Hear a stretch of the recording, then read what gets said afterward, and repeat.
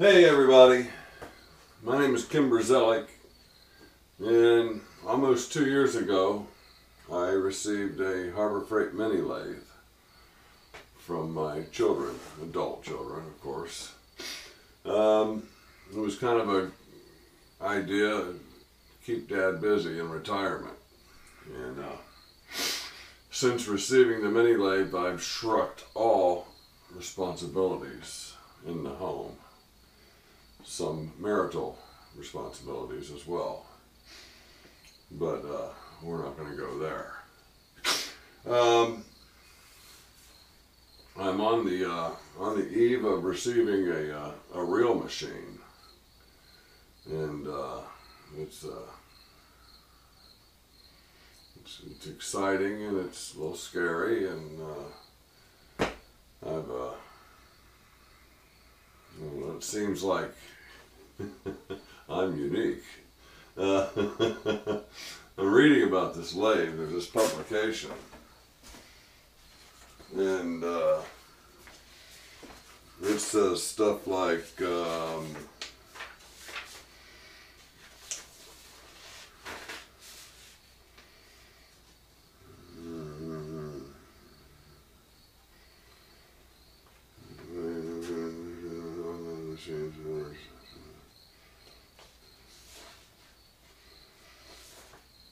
basically, when fine lathes are discussed, the Model B lathe is the standard by which all comparisons are made.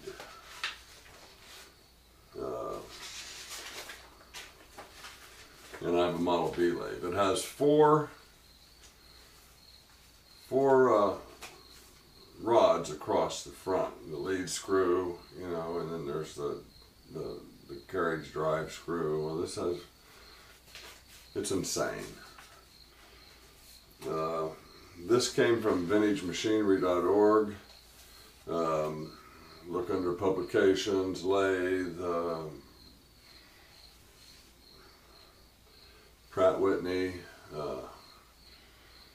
I've emailed this couple of these to, I've emailed this to a few people, and just to get their opinion on it. And yeah, I've read it about 4 times, and anyway, I would say, you know, if I can wait 4 to 6 weeks, it would be 4 to 6 weeks before I bring that thing into the garage. I guess I'm going to have to start calling it a shop.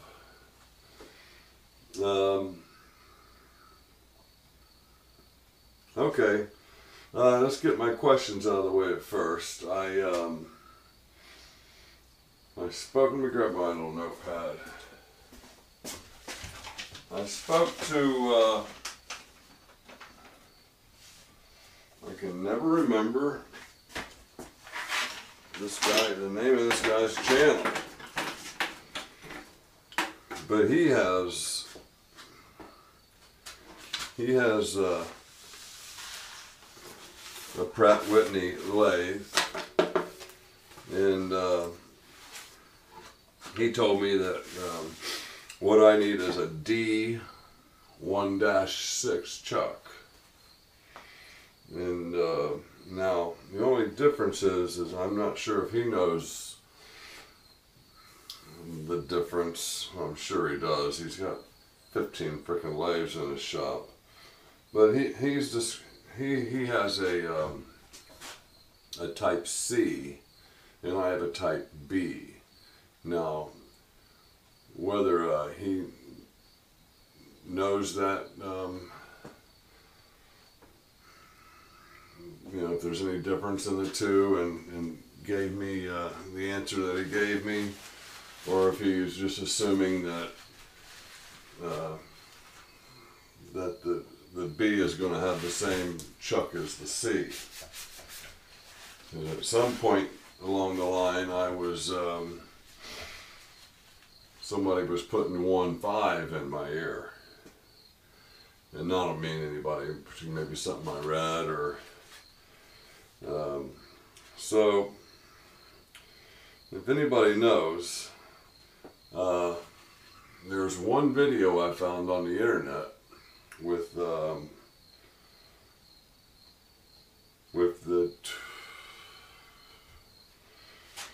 man, tongue-tied.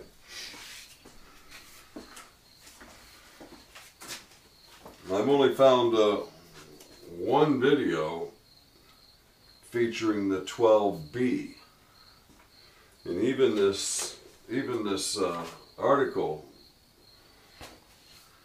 that I downloaded talks about a 13B.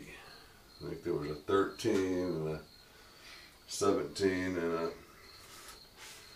but none of them mention a model B.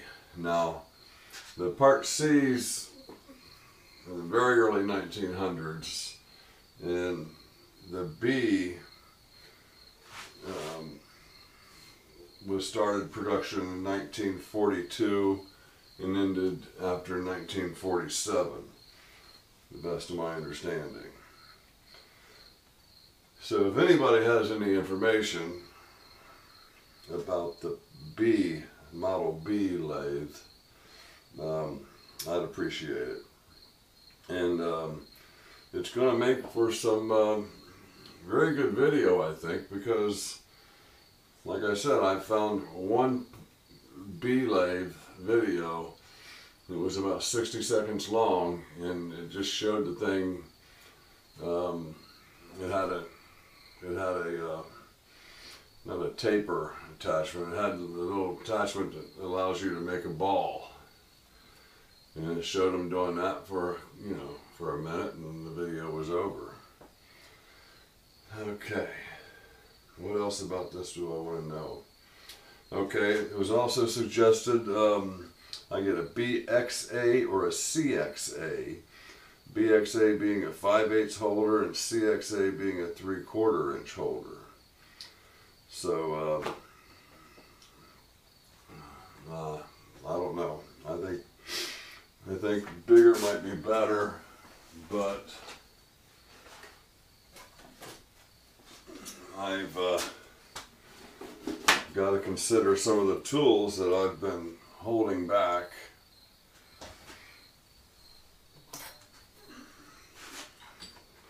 For the day when I have a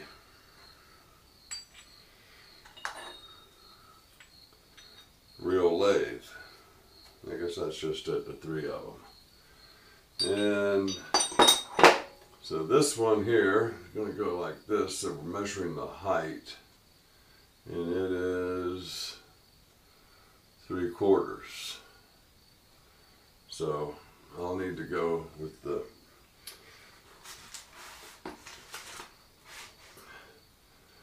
CXA, I guess. So I have that chamfering tool. I have I guess what would be is that a, I don't know. I guess that'd be a grooving tool. It has a cutter profile on two different planes. And then I imagine this to be a parting blade. I mean, maybe it was in a machine, bolted down. And then I have a pretty fine collection of 1/2 inch. Not really a fine collection. Okay, so that's that. I got a package from Little Machine Shop. Anybody watching last week saw my machine crash when I was abusing it, trying to make cuts that the machine was never designed to make. This is the whole assembly of what I got. This is, let me call this stuff by its proper names. This is called shaft B and C gears. Now, surely that's something I could make, and it's threaded on the ID. And then that combines with what they call bushing and key. And that's what I have in the gear there presently. And this shaft is for B and C. C being 20 tooth, B being 80. Below the pinion gears, the gear train is 20-80, 20-80. And where these gears bust out at is in the key. Is where they strip out at. So I got two of everything. So I'll be as prepared the next time I start up using my machine, and I'm able to. I also got some mail from a subscriber, viewer, with a couple grinding wheels for the KO League cutter grinder. This one is a Craftsman quality. Probably not going to be able to use it. I believe my hole's not big enough. This is an interesting wheel. I've never seen anything like this before. And it's, I'm assuming that you're using the edge of this, and this is impregnated with diamond maybe. But it says here A24R14BN. R14BN. And it says grinding wheels, improper use are dangerous. No shit. Okay, I got my, one of my, you know, it was my third paying job. I got it finished and all boxed up, ready to be delivered. And kind of proud of that. Those are the rods with the brass knurled knob. Okay, and all this talk about lathe chucks kind of got me thinking, and I basically forgot all about the chuck that I brought back from the Catskills with me, which you might have seen in other videos up on the wall there above that blade. So let's roll you over this way and get you over the curb. There we go. Oh, nice. Nice smooth movements now, huh? Yeah, look at that. Look at that. I want to give a special thank you to Walter the White Van. Walter the White Van on Instagram. Between Walter the White Van and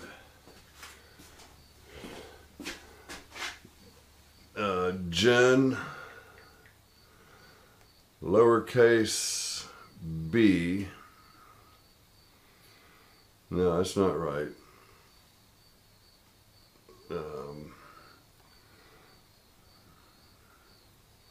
JENFUR lower dash B. So between Jen lower dash B and I believe it's Walter the White Van, I have a it's a GoPro. Let's see if it's Walter. There it is. Search. W-A. There it is. Walter the White Van. They are responsible for me being so freaking close to the camera right now with my Hero 3 Plus, which I added a backpack to, which enables me to look at the back of the camera and see what we're filming and really eat up battery time. So here's my my 10-inch 4-jaw. I am not there's my chuck key. I am not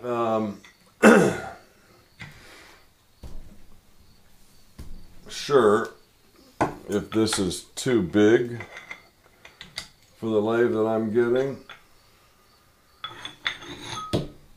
or not. There's no markings on it. It has this plate on the back that I'm guessing I'll be able to bolt on a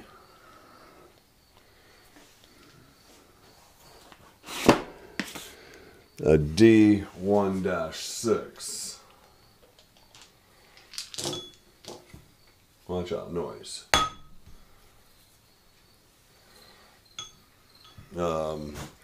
If it is a -6, that is.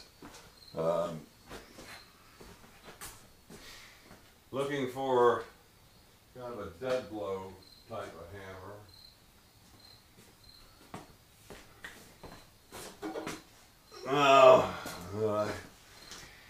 I'm not sure where my little dead blow is, but I don't think it's going to matter too much. Let's cover our ears.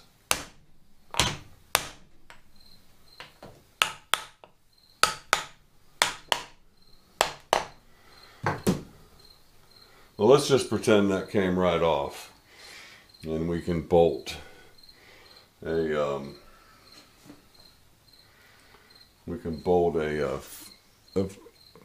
adapter plate to that,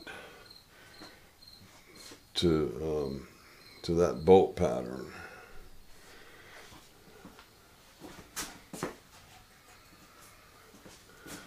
Which is approximately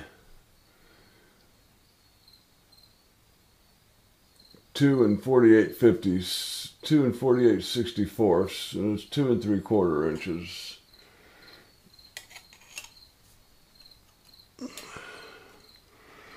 Probably 4 1/4 that way.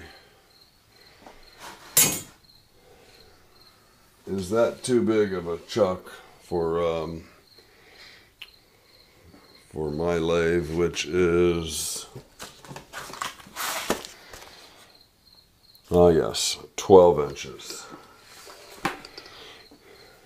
Okay. The only thing I can, figure, and it's just my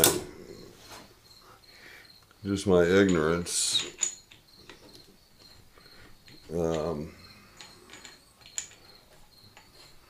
I mean, you're kind of,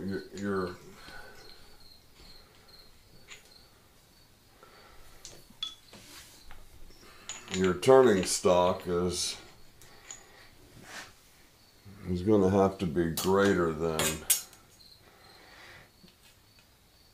well, this is a 1/2 inch here. And it's going to have to be greater than probably 5/8 of an inch if you're going to grip it.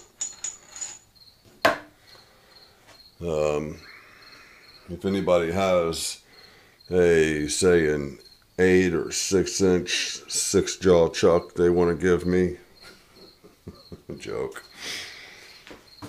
Okay. You think this is bad? You should see the first video I made to show you all this stuff. It was probably 2 hours long. Lots of useless platter chatter. I think that's all. My questions are, Am I going the right direction with the D6 chuck? Let me look up who that guy was who told me that real quick. Because see, Brian Block was telling me that he thought it would be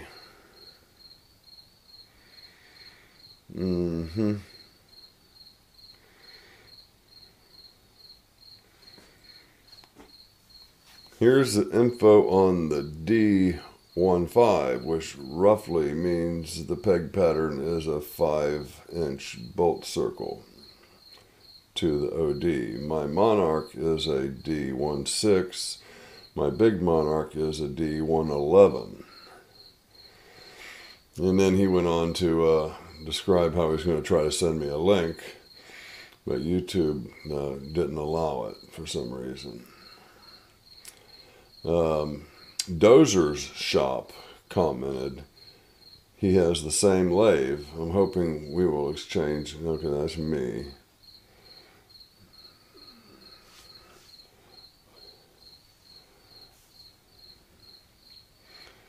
Dozier says he's in here somewhere. Okay, here's Dozier's. I have the Pratt Whitney 12C. You need a D1-6. The 4-jaw independent is most accurate. The 3-jaw most handy.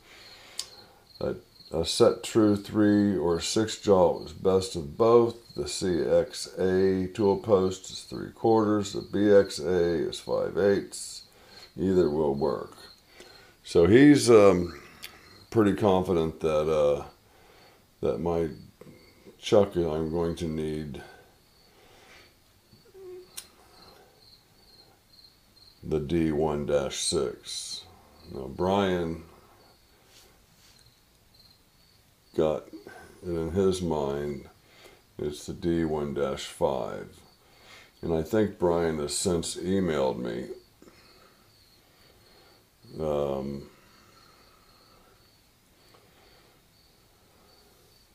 with the link.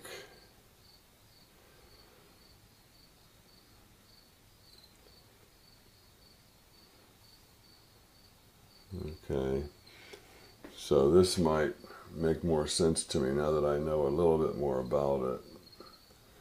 But my lathe also has a taper in the bore.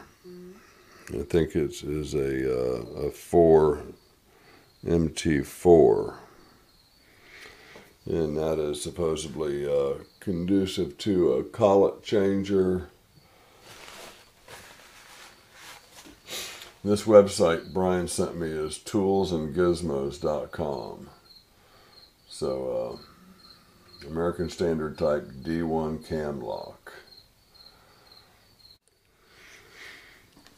Okay, this is the end of the video. So I completely botched the original ending by going on and on and on about whatever. So thanks for watching. Thanks for subscribing.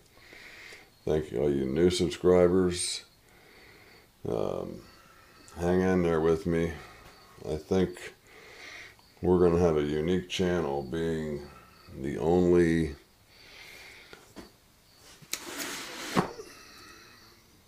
Pratt Whitney Model B lathe on the YouTube menu. Okay, thanks for watching. Thanks for subscribing.